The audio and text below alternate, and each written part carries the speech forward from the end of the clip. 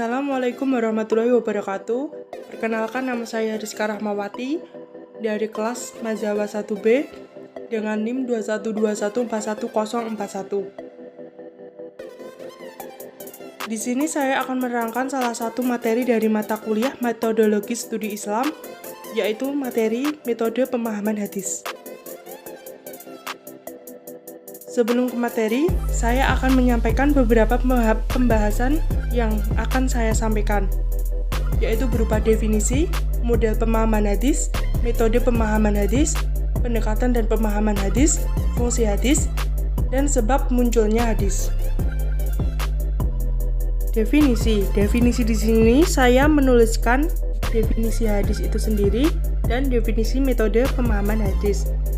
Definisi hadis itu dapat diartikan secara bahasa dan secara istilah. Secara bahasa yaitu sesuatu yang diperbincangkan, bertanya kepada seseorang, dan mengalihkannya dari seseorang. Dan secara istilah yaitu segala perkataan atau sabda, perbuatan, ketetapan, dan persetujuan dari Nabi Muhammad SAW yang dijadikan landasan syariat Islam. Selanjutnya yaitu definisi metode pemahaman hadis. Definisi metode pemahaman hadis yaitu cara yang ditempuh seseorang untuk memahami hadis.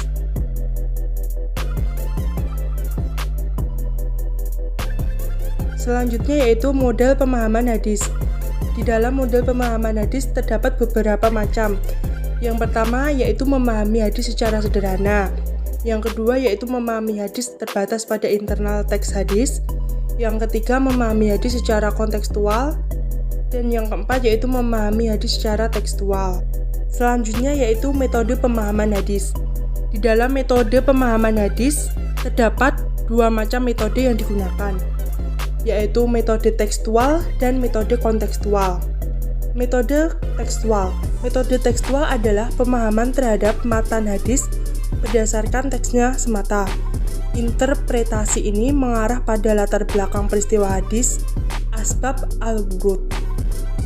Teknik-teknik yang digunakan dalam metode tekstual yaitu yang pertama, bentuk teknik lafaz, yang kedua, susunan kalimat, yang ketiga, frasa dan klausa, yang keempat, gaya bahasa, yang kelima, dalah atau petunjuk, yang keenam, makna konten lafaz berupa hakiki maupun mujazi. Selanjutnya yaitu metode kontekstual. Metode kontekstual adalah pemahaman terhadap matan hadis dengan memperhatikan asbab al-wurud yang dihubungkan dengan konteks kekinian. Hal-hal yang harus diperhatikan dalam metode kontekstual yaitu yang pertama yaitu peristiwa yang terkait dalam wurud hadis, asbab al-wurud. Yang kedua yaitu kondisi yang dialami dan dihadapi oleh Rasulullah SAW pada saat beliau mengucapkan hadis atau pada saat melakukan amalan yang disaksikan oleh para sahabat. Selanjutnya yaitu pendekatan dan pemahaman hadis.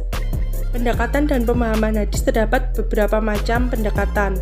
Yang pertama pendekatan psikologis, yang kedua pendekatan antropologis, yang ketiga pendekatan bahasa, yang keempat pendekatan sosiologis, dan yang kelima pendekatan historis.